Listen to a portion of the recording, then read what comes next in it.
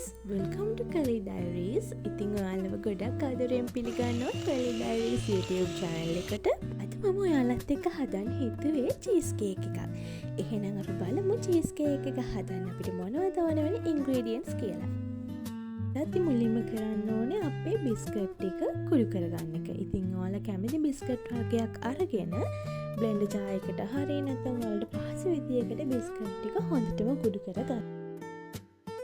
පස්සේ අපි බ්ලෙන්ඩර් කරන බිස්කට් එකට මෙල්ට් කරපු බටර් ටික එකතු කරලා හොඳට බ්ලෙන්ඩ් කරගන්න ඕනේ. නැත්නම් බ්ලෙන්ඩර් කරාට පස්සේ බටර් ටික එකතු කරලා හොඳට මික්ස් කරගන්න. බටර් එකතු කරපු බිස්කට් මිශ්‍රණය අපි අපේ කේක් ට්‍රේ එකට දාගමු. කේක් ට්‍රේ එකට දාපු මිශ්‍රණය හොඳින් ට්‍රේ එකට සෙට් කරගන්න. ඊට පස්සේ අපි මේක බේක් කරගන්න. බිස්කට් එක බේක් වෙන අතරතුරේ අපි හදාගමු අපේ චීස් කේක් මිශ්‍රණය. ඉතින් මුලින්ම ක්‍රීම් චීස් කප් 4කට සීනි කප් එකක් දාලා හොඳට බීට් කරගන්න ඕනේ.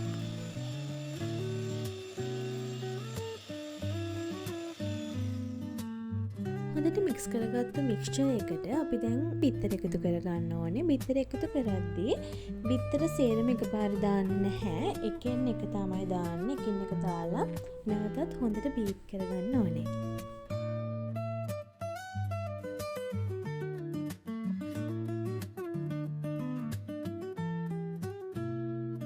ඉතින් මේ විදිහට හොඳට මික්ස් වෙනකම් බීට් කරගන්න.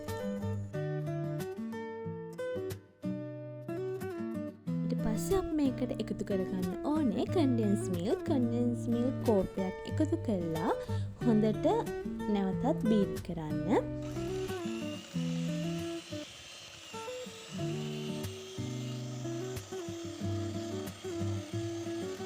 දැන් අපේ මිශ්‍රණයට අපි එකතු කරගන්න ඕනේ වැනිලා මේස් හැඳි දෙකක්.